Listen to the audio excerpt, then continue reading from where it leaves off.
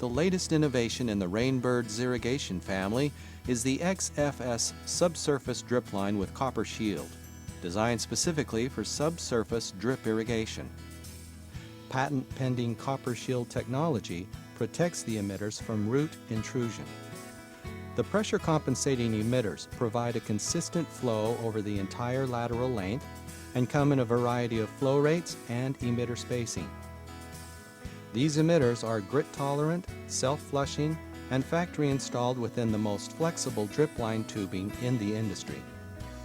A basic drip line zone will have a water source, a control zone consisting of a valve, filter, and pressure regulator, drip line, an air vacuum relief valve, and a flush valve. The techniques used for this installation can be used to install XFS drip line on any small or medium turf or landscaped area.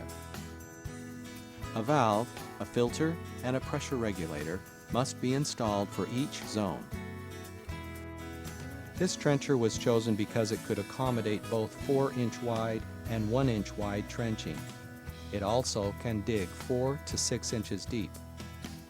The supply line, supply header, and exhaust header locations are trenched using a 4-inch wide attachment.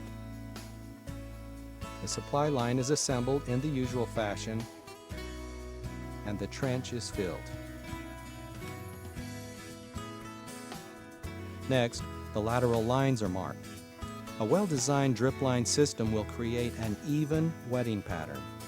A 12-inch section of pipe is used to evenly space the guideline. Then the lines are marked with paint. The factors that determine an even wetting pattern are soil type, emitter flow rate, emitter spacing, and lateral row spacing. Lateral row spacing for this zone is 12 inches. Next, the trencher is fitted with a 1-inch wide blade, and trenching begins for the lateral lines. This installation is using XFS subsurface drip line with an emitter flow rate of 0.6 gallons per hour and emitter spacing of 12 inches. While trenching continues, the drip line is also being installed. Notice the technique being used to take the twist out of the drip line. How the self-extracting coil feeds out smoothly without need for additional equipment. And how the tubing lays flat.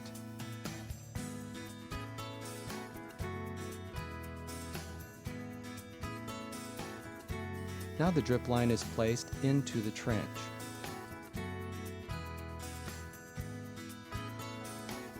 Both ends are cut and temporarily sealed to keep out the dirt.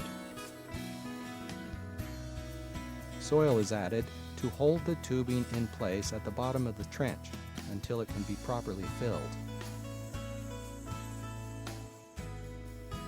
Filling the trenches and evenly compacting the soil is critical for consistent water dispersion. The goal is to return the soil back as close as possible to its original compaction. The lateral lines will be connected to the supply and exhaust headers using barbed insert fittings. Each end is cut to length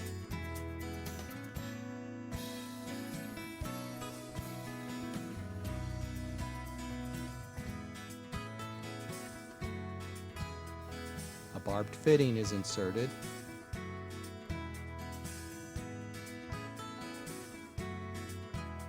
and a section of pipe is installed that will retain proper lateral line spacing.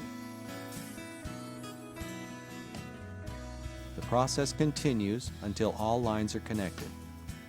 2 additional components are installed that are absolutely necessary.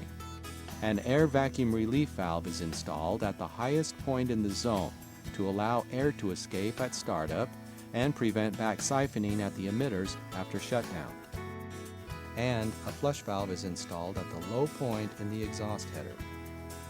As an option, a Ziri pop can be installed as a visual indicator that the zone is operating properly.